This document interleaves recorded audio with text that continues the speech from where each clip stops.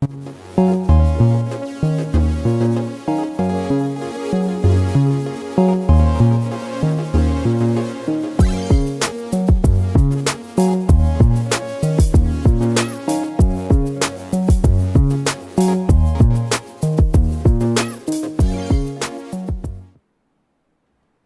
we are live.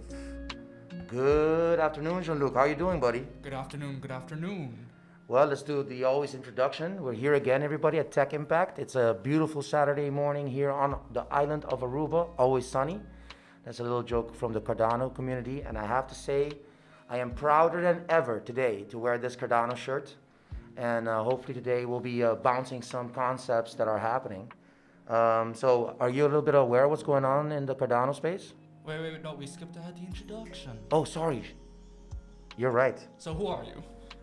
Oh yeah, I forgot. Thank you, Jean-Luc. Thank you for helping me produce this show.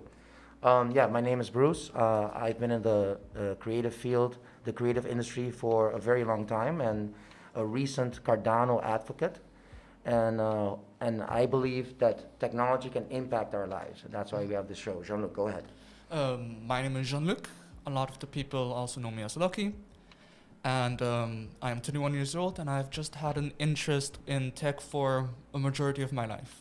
Nice, nice. So now I'm going to get back to the hype. Mm-hmm. Yeah, so I was talking about Cardano today, and some very interesting stuff has happened in this last month, or is going to happen this month. And let's go a little bit through what's going on. So just to clarify, everybody, if you don't know what Cardano is a cryptocurrency. It's based on a proof of stake concept. Mm-hmm. So we talked last week about mining, right? So Yes, this yes. is where you do, what do we call that? Proof of work, right? Yes, proof of work.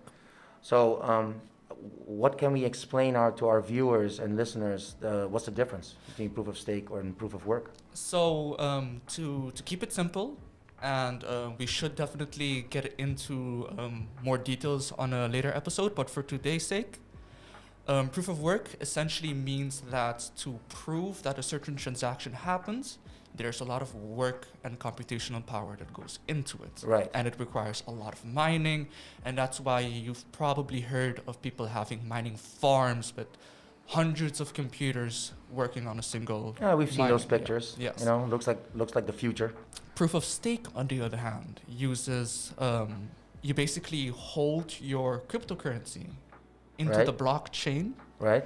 and then via a selection process that is not competitive, Right. it will choose somebody to then briefly mine that block, and that is much cheaper on electricity and doesn't require much computational power and is much more eco-friendly. Yeah, and that's why we love it. You know, that's why we're advocates of Cardano, because there's always what I love about the CEO Charles Hoskinson. He's really thinking about, you know, real problems and applying real solutions. So let's talk about where we are today. So the all-time high I see here at CoinMarketCap, you know, was somewhere in January 2018, where it almost got to $1.2. And we've actually now, you know, gone over, and we're in brand new territory. Wow. For its value. So now right now I can read $1.58, which is amazing because we're both Cardano cryptocurrency holders. And of course, we're not speculating with it. So we're not interested in, you know, buying and selling. We're just interested to see this ecosystem develop.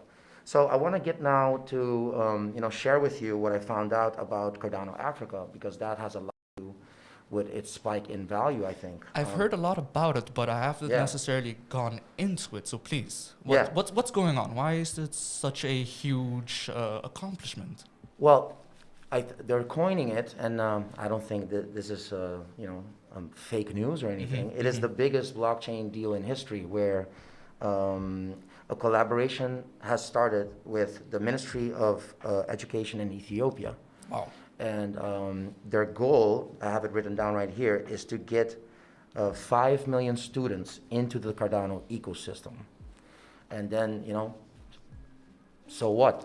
But yeah, what does that mean, right? What does it mean to join the Cardano ecosystem? Yeah, so I think it's a enormous experiment, and what I can kind of sift through the information is that they're gonna go into a direction where sort of a digital ID that will come from a software company called Atala Prism, and what they're gonna try and do is put everything involving education, so test grades, exams, performance, even tuition, all on the chain through blockchain software. Wow. And what's very interesting, if you break it down, is that they believe using advanced data mining techniques, where you can start learning, for example, a student's capabilities are not tied to a final exam. So Yeah, in yeah. traditional education, right, it's all, and how do you feel about as a student at university where you go through a whole year and you get reports from teachers saying, and Jean-Luc is a very smart student, but he underperformed on the exam, right? Yes, So yes. you and me have a little bit of experience with that. But they've recognized that as being inefficient. And now through starting from the bottom, and you can track 4 or 5 years of a student performance, they can actually give a better idea of a student's capabilities. So by using blockchain technology, which could help stratify and analyze huge amounts of data, Exactly. in order to be able to much easier and much more efficiently evaluate a student's performance. Students' performance, but I think it's not only about performance. It's also they're probably going to be able to predict what can happen later on. Oh, wow, where they can wow. go, and what I thought was very interesting is that they also can start tracking teacher performances. So, for example, Wow. if a certain teacher in the community is getting great results with his or her students in, for example, chemistry, that data can be redistributed. You can look at what's happening right and then reapply it into the ecosystem from somewhere else. So maybe one school at a certain village is doing really well with this, so that teacher is having successes, and then they can dive really deep into the data and redistribute it.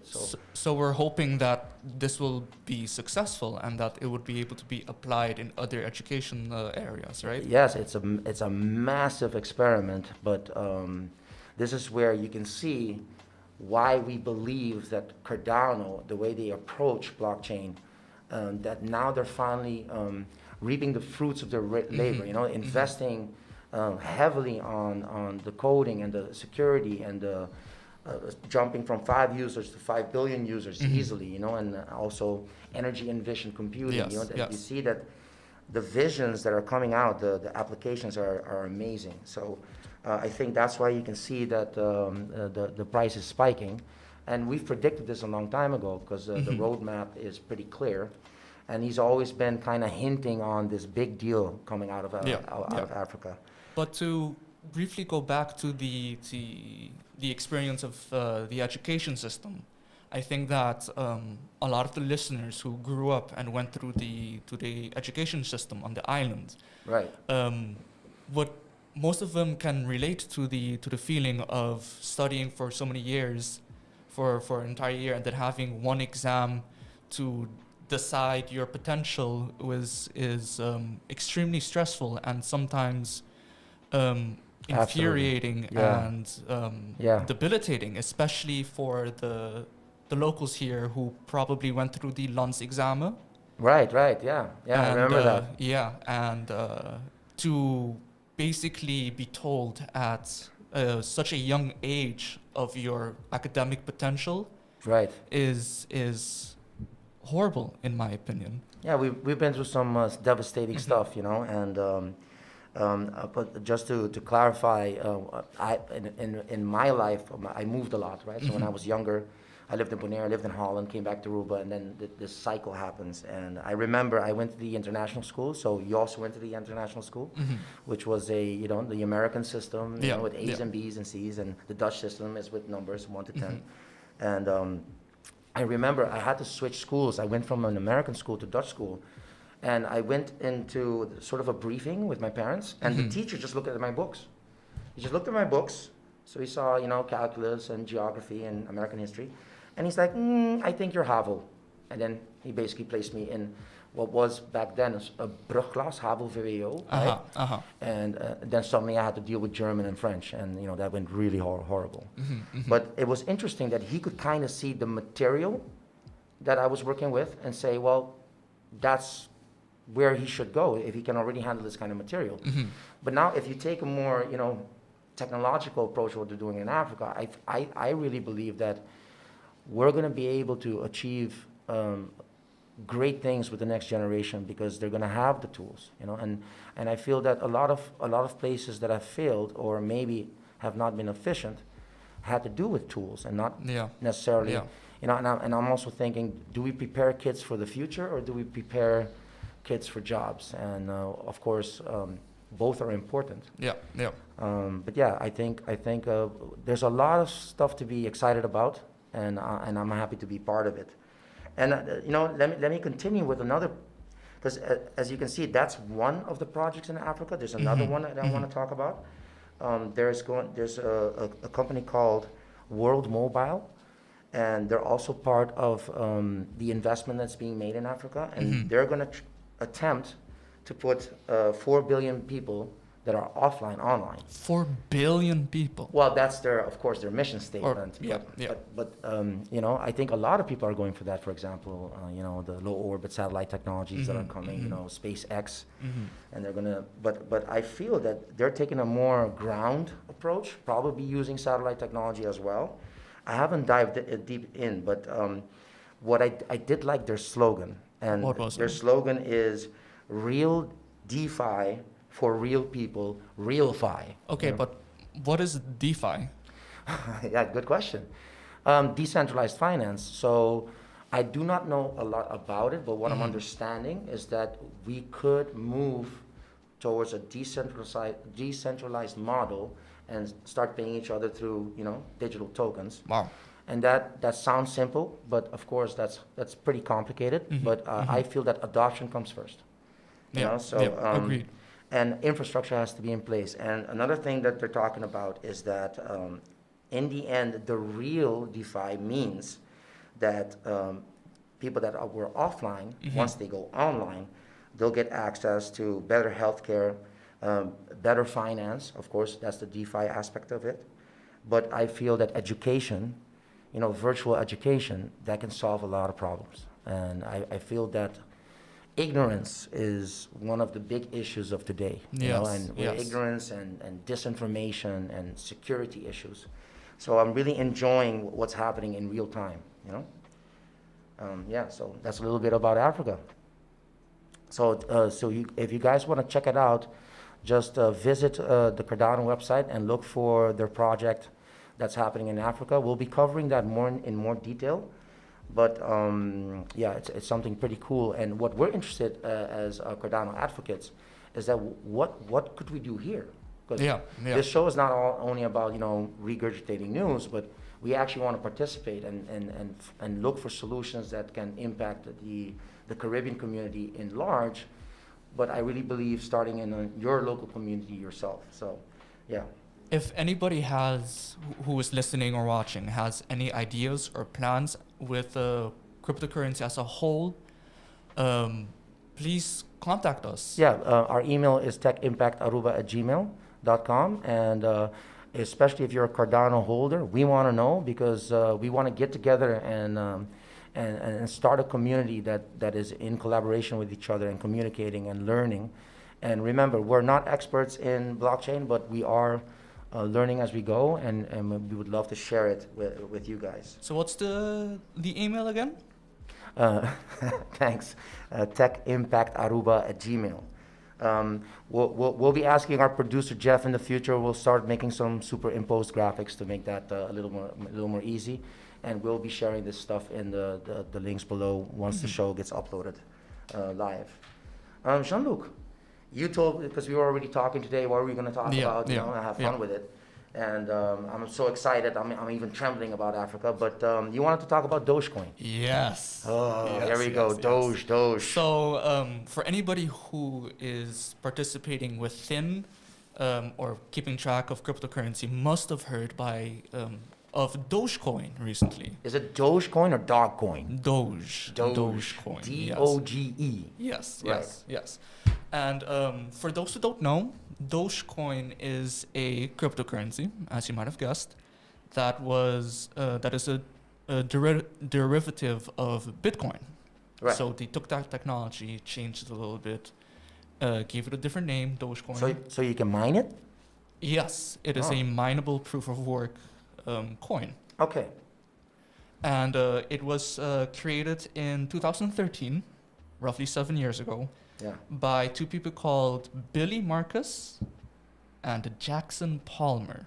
Okay. And a funny little thing about Billy Marcus's online pseudonym is he goes by Shibitoshi Nakamoto. Okay.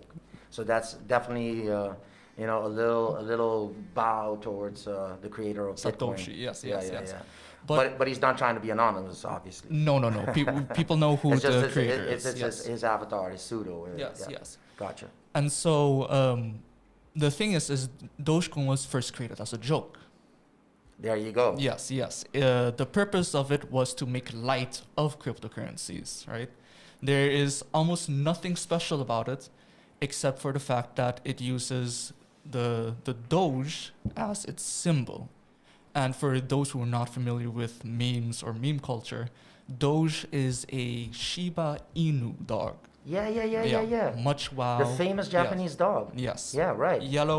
Yellow, brown, Yeah, fluffy, orange, yeah, soft. curly tail, Yes, yes. smiley face, as a smile. In Japanese culture, when you close your eyes, that means a smile. I didn't know this. Oh yeah. So that's why in their iconography, right? Mhm. So emoticons, they'll use two brackets, and that's a smile for the Chinese. Yes, Sorry, yes. for the Japanese. Excuse me. I was maybe Eastern culture. Let's put it that Eastern way. culture. Yeah. But what's amazing about Dogecoin is that for many years, people joked about it reaching $1, right? And nobody took it seriously at first. But for the past 6 months, it went up by 23,000%. 23,000. 23,000%. So if somebody had 100 Doge, is that how you say it? Yes. Is that correct? That is the correct pronunciation? terminology, yes. Okay. So if I had 100 Doge and I bought it for what, $5? No, if you had 100 Doge, Right now, how much would that be? 23,000 Doge if you invested more than 6 months ago. Oh wow. Yeah, yeah. Wow. Crazy.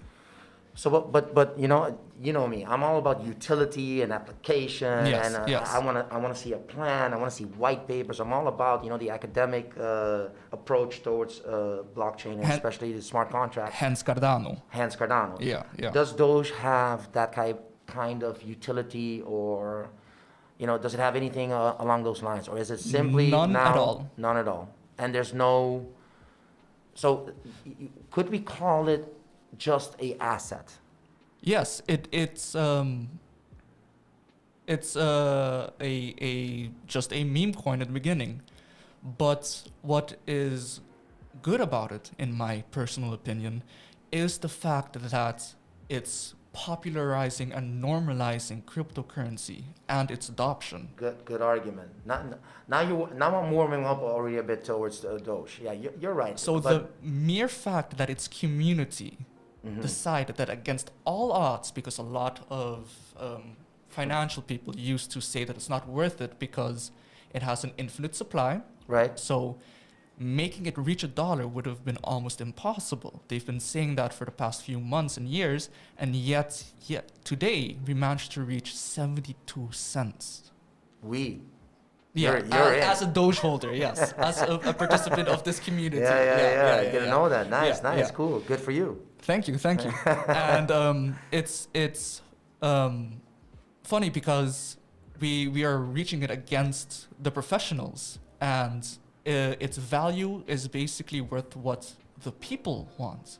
It's interesting to that you put it that way, because now you're making me think about things that happen with Robinhood, where just a very fanatic group of people can kind of change directions, can make entire industries revisit and rethink how something works. So, Yep. for example, the stock market, and now even the cryptocurrency space.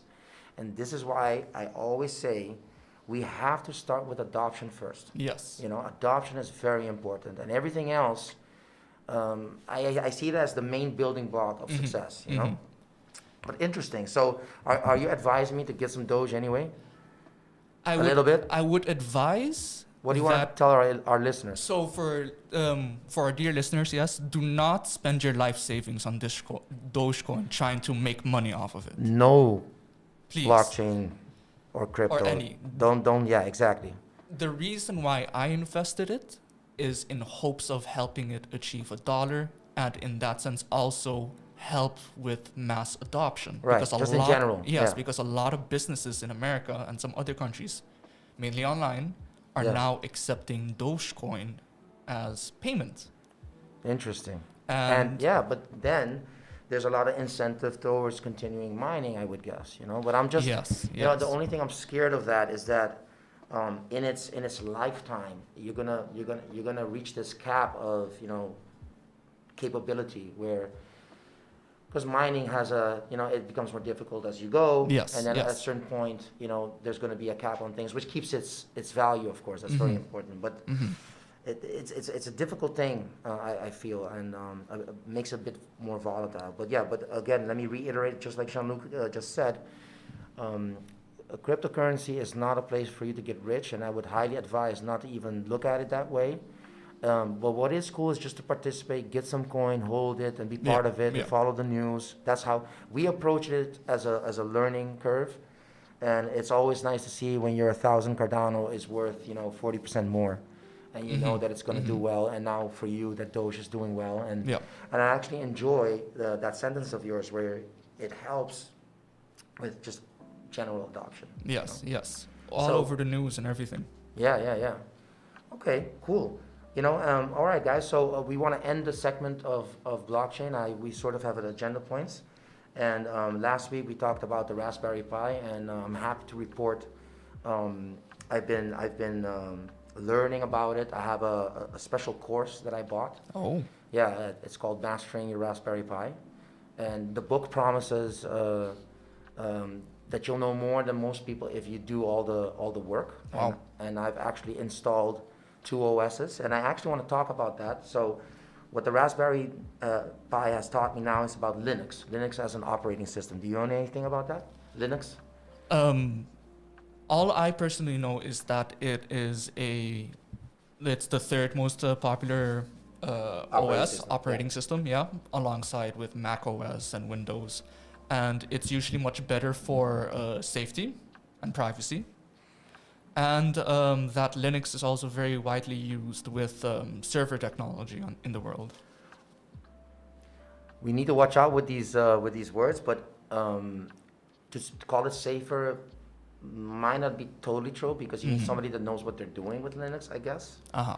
But what it is, it's open source, you know, and that's and in open source means that it's community driven, so it's not one company that holds the technology, and you know it's all internal. You can look at Mac OS for a long time before Mac OS 10, for example. It was Mac OS 8. It's all proprietary software. It's not. It's owned by a company. And what I love about is that it's built so the community can, you know, make it better. You know? So anybody can look at the code, change it, Yes, edit sir. it, and everything for Yeah. free. For free. There But is no other costs or anything. No like copyright or something. it's an open license. Wow. I forgot the technical name of it. Anybody can find it. But yeah, so for me, I've been in the creative space. I've made websites for clients for years, and one of the content management systems I use or I redistribute, you could say, is WordPress, which was a blog content management system, but it's on the open source, and now it's been around for almost 20 years. Wow. And it's also based on other open source technologies like PHP and MySQL. And not to go too technical, but a whole industry has created millions of jobs because of it being open source. Wow. So that's why I think it's interesting. The same thing I believe can happen with, or is happening, excuse me, with Linux. And Linux has distributions. I just want to get that lingo out, kind of, because that's the vocabulary I'm learning. And Linux distributions are Red Hat Linux and something called Ubuntu. Red Hat Linux? Yeah, Red Hat. A very popular software for server technology because they use Apache. I'm actually going to learn how to install an Apache server on the little Raspberry so I can learn more about it. I've always used, hosting services that are built on Apache. I think we're going way too deep for the people who I'm sorry, you're don't right. know what's going Right. on right now. But Funny words. Yeah, I'm sorry, Jean-Luc, you're right. Thank you for correcting me. Yeah, so I just want to get it down that if you are interested in learning about Linux, you can install it on almost anything. Wow. You can install it on an old Mac and then increase speeds, right? So if you've got an old computer that's a little bit glitchy and it's slow, install Linux. It's all free. I highly recommend Ubuntu. Ubuntu is one of the Linux distribution, or just go with us on this journey with the Raspbian and Raspberry Pi, which is Debian. Anyway, you're right. Let's not get too technical. Another thing that I wanted to share with you is within Raspberry, I found a new browser. Oh. Yeah, because you tell me about the browser you recommended to me. So yeah, for me personally, I have issues with Chrome, Safari. Of course. Why? Why do you have issues with Chrome? So my issues with Chrome is that for the people who would know, but for those who don't know, Chrome takes a lot of resources from your computer. Does it? Computational powers. And Oh, stuff. really? Yeah. I didn't know that. If you have a lot of tabs open, it eats up a lot of that. But another thing is Chrome and Google itself tracks a lot of your privacy and allows for a lot of ads. And why should that be a problem, as one of my friends would tell me? Why is that a problem? Why is it an issue for people to track our data? So for for your generation. The argument is always, if you're not doing anything bad, why try to hide something, right? Exactly. I have nothing to hide. The thing is for anybody who's read 1984, George Orwell. Yeah, Nice. George Orwell would know about Big Brother, if I'm remembering correctly. Yeah, you got it. And so right now it might not be an issue at all, but the fact that they can know pretty much anything about me through that software, they can not only change my behavior, track my behavior, and predict it. Well said. If some superpower were to become corrupt and evil, they already have enough information to be able to remove anybody that they would not want, and that's horrifying. I think we can both agree that it has already happened. And let's not go into the political aspects of surveillance capitalism, is what they've coined it. But yeah, so this is why we're here at the browser level, right? So going back to, my problem is this. Of course, it's horrible that they try to shape me, because we've all experienced, we're talking about something and all of a sudden the YouTube video comes there and you feel like, oh, it's meant to be, But my problem is, just like if they would scan my handwriting and resell it, that is unfair. That to me is a kind of an infringement, right? It's a copy infringement. Even worse, the trade-off for free services, and then I sort of don't really sign off on it, but I'm a product now. Yes. So everything that I do gets packaged, and sold. And I'm one of millions. And somebody would say, yeah, but you're only a little tiny part. But that's the problem. Why don't I get to maybe even charge for that? Is the trade-off free service, and you're using my data so you can sell and make more money with the products? And I'm getting to a point where I would rather pay $4 a month for a great browser that doesn't do that. I'm getting to a point where, do I want a Facebook that's free, that is managing my thinking and my behavior, or do I want a social media platform in the future that is totally ad-free? And I think the future is going to be in a space where, I can afford to live ad-free. I think that's something that might happen. I think it's already happening. But to go back, the browser I was going to recommend was called Brave. Brave. Yes. It works on the Chrome OS. So if you're used to using Chrome, you can just port everything over there and basically nothing changes. Okay. Except for it automatically has a ad blocker built in and a cookie blocker. So cookies are, if you've seen it, is actually information that they track you with. Exactly. In a very old series, Tony Soprano was already talking about, I don't like that cookie stuff, you know? So the mafia people knew that they're being tracked with cookies. Wow. Just for a little trivia there. But yeah, I'm taking a look at Brave, and yeah, I haven't installed it yet.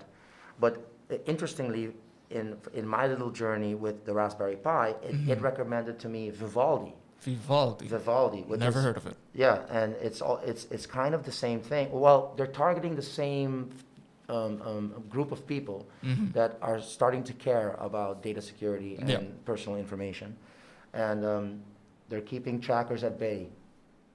I've got some comments coming in from my producer.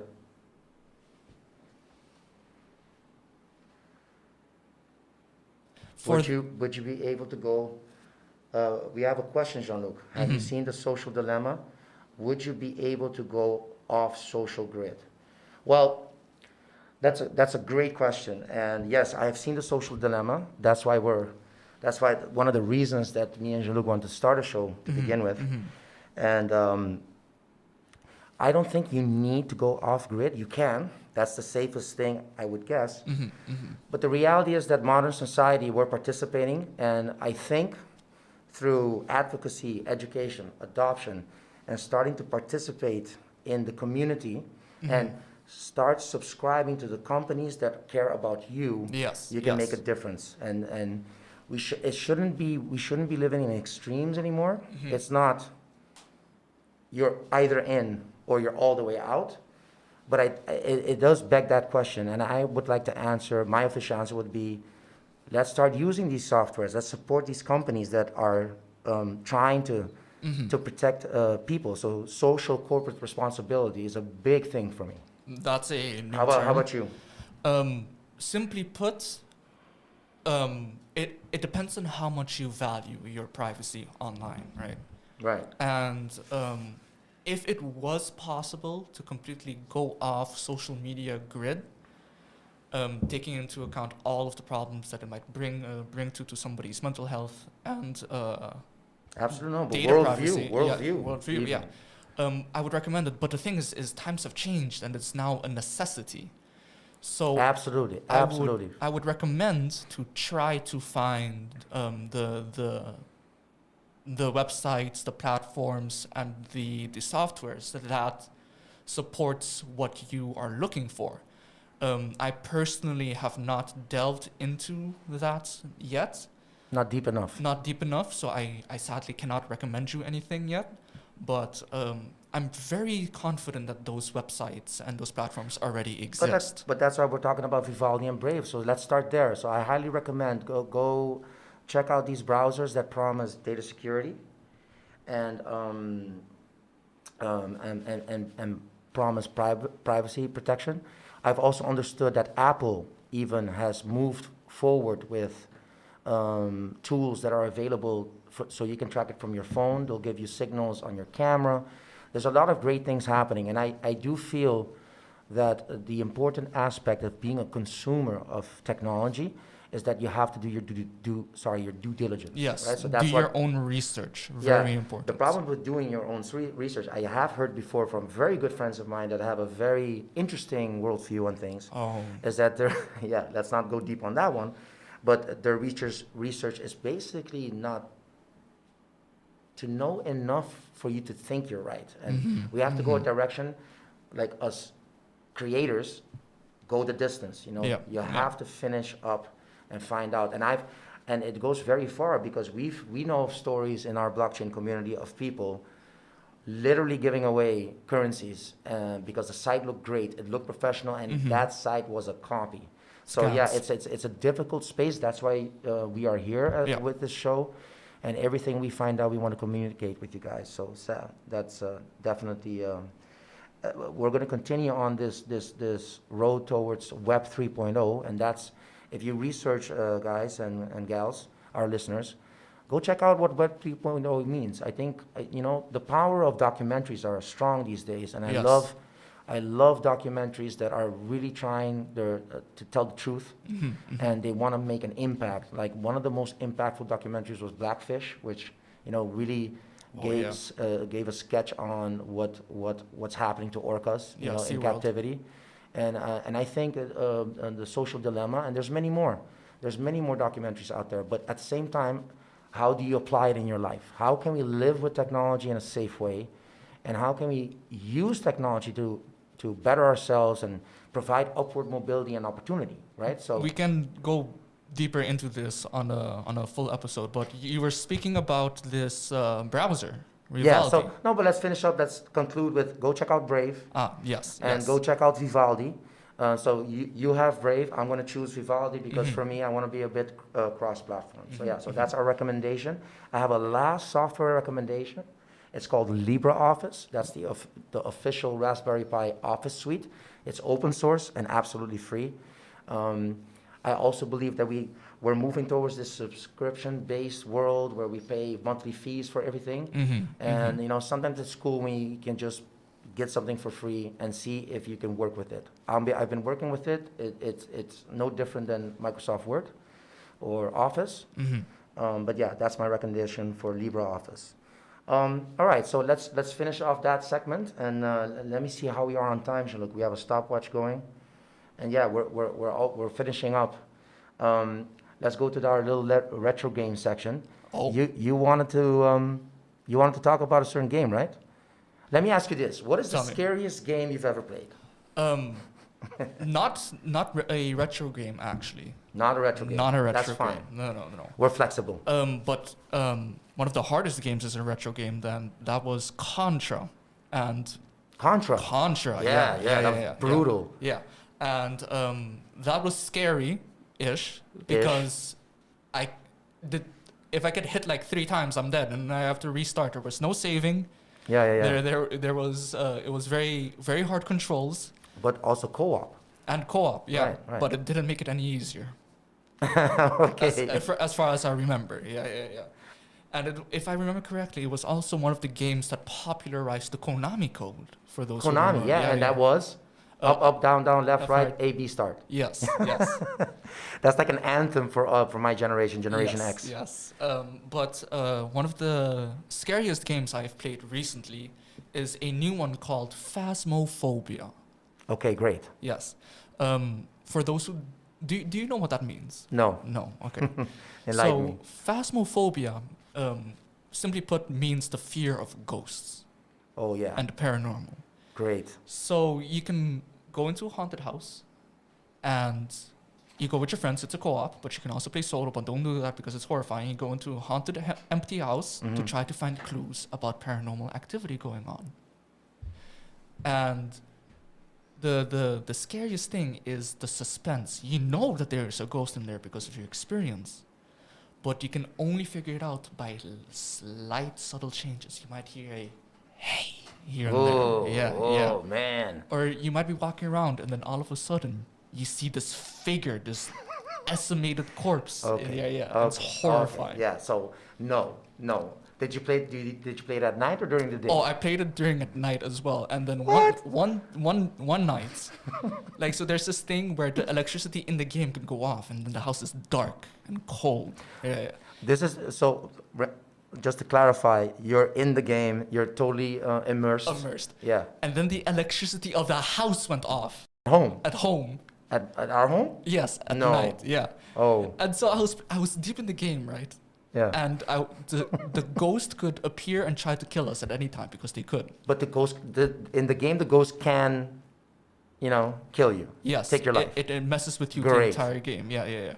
And sometimes it will lock the house and then hunt you down. Yeah. Your light will flicker, and then the electricity of the house, of the real house, went out, and I was in darkness, and of course anxiety went up. And that's kind of the thrill of it, right? The scary moment. The suspense, yeah, because you don't know when the ghost is going to do something, and the AI is so very, very advanced and very smart. Cool.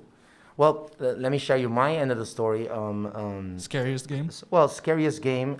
I'm not really into that, But once upon a time, in Windows 95, and the year probably 1997. I had a Windows 95 machine. Uh-huh. I installed a game called Doom. Ooh. And this is I was at school. There was no internet in those days, or there was, but it wasn't really massively distributed yet. And Dial-up. yeah, so it's a CD you install and you can play the game with the mouse and keyboard. Wow. And I remember I started playing this game Doom, where the point of the game is survive. You know, you're in on some planet, and there's rock music and there's blood, but it's all highly pixelated. You know, and your mouse. Yeah, so it's my first experience with a 3D environment, pretty much on my computer. And you know, I got some stats here. I found out that in 1995, that was the most installed piece of software in that year. Wow. I think it would be a USA statistic. Probably. Bill Gates, in his younger days, actually was superimposed into the game, and he made an ad because he kind of wanted to ride that popularity. That's so funny. That's good old Bill. Yeah. And there's a lot of, and here we go back to the art aspect, because I'm always interested in digital art. There were a lot of little Easter eggs from the makers. For example, there was a secret level in Doom where you get to, it was called Nirvana. Oh. And a little, it's good old internet culture. You get to play that with a shotgun. So that's sort of the Easter egg, because Kurt Cobain, the singer, you know, he ended his life with, so. Rest in peace. Rest in peace. Big fan of Kurt. We miss you. But so that was the internet, the Doom game planting something. I think it's done respectfully, kind of thing. It wasn't It was an homage. It was an exactly, great word. And another for us from Generation X, there were bands like Stone Temple Pilots, where they used a bit of the music. 9 Inch Nails is a very famous band. Black Sabbath, that goes even further. It's the father of metal, I guess. And even Slayer. So yeah, another thing. You play Dungeons and Dragons, right? Yes. And Dungeons and Dragons, in 2 sentences, what is it? A fantasy role-playing game where you play on a table and talk about So your you're friends. at the table, Yeah. and there's rules, and you role play a certain character that you make. Yes. Right. Yeah. And I thought it was interesting. I was doing the research this morning, so we can talk about it on the show, and I found out that there's 2 monsters, 2 characters that are loosely based on Dungeons and Dragons. So the makers of Doom were players of Dungeons and Dragons. Wow. And one was called the Beholder. Do you know that monster? Yes. And, Floating eyeball. it's Pretty much. Pretty much, kind of. Yeah. It's, you're not doing it justice. It's a very scary looking, powerful, huge Yes. eyeball with tentacles. With a giant mouth and everything. yeah. It's all icky. A perfect digital asset later on for an NFT, right? And also the Astral Dreadnought. It looks like a giant, huge, messed up crab. Yeah. But yeah. but of course, you know, in those days the graphics were limited. I think Pixelated. very pixelated. But I thought that was an interesting piece of information. So yeah. Is there any? Yeah, go ahead. Due to recent events and the mention of Kurt Cobain and suicide, we have to talk about the sad case with the similar suicide that happened. Oh yeah. Yeah, I couldn't even stomach that. Yeah, I didn't watch anything.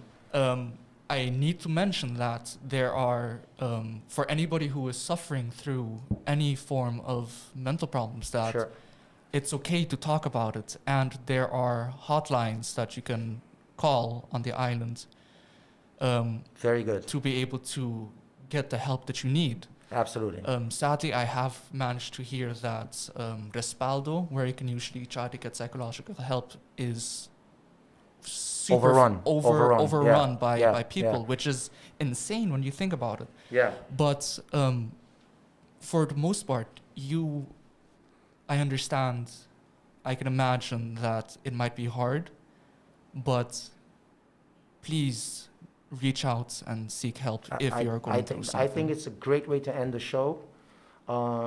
Actually, let's now finish the show with our studio family, Soppy Mix. Sorry, producer. No. Actually, we're gonna talk about that and finish off. But let's talk about the upcoming shows for a second, and then we'll give our goodbye. So if you can go through it for a second, Jean-Luc. So later tonight we will actually have Raw at 7 o'clock. Monday we're going to have Politica ta Cruel, sorry, It's okay. at 8. Yeah. Jamars nos ting Ejecu, Ejecuta, sorry, my Papiamento accent is It's off. showing. You're in It's English off. mode. You're in Yeah, English yeah, mode. sorry. It's okay. Go ahead. Jarasong nos ting Pillow Talk, Ochor. Right. Anto Jawips nos ting Soppy Mix, Miss, Shitor. For anybody else who wants to listen into those shows. Super. Please. But I also, I'm going to ask my producer to jump in for a second and talk about the mental health show that is upcoming and your work with Respaldo. So our producer, Jeff, can you come in for a second? Should. You have to, oh, Michael? Oh, sorry. 1 second. Coming up just for you. Ah. There Yes, there you go. No, the show was last Wednesday. Okay, good. And we had Respaldo here, we had SPD, and we had a psychology. Super. And it was really interesting. And like you said, Jean-Luc, it's very important for people, if you have problems, just contact one of them, because it's very important for people that are... Actually, we did got some anonymous messages from Wow. into Soppy Mix asking for help. So people, if you're out there and Let us if know. Soppy Mix can help you, send us a message. We will hook you up with those people. And don't be afraid, just talk about it. Yes, sir. Thank you, Jeff. Yeah, so just to recap, the show was last week, so just go to our feeds, go to the Soppy Mix channels, and, if you're interested, find out more and reach out. So thank you, everybody. Remember, let's look at technology in a educated way, and let's look for things that can impact our lives. So, Jeff, Jean-Luc, anything you want to say? For the youth, ending on the mental health notes. Yep. If you need somebody to call, Telefoon Moventut is always online and ready and willing to take your call. And just call 131 131. Just Super. call if you need mental health. Thank you for listening. Yeah, thank and you for have a wonderful week. Have a wonderful week. Bye, guys. Later.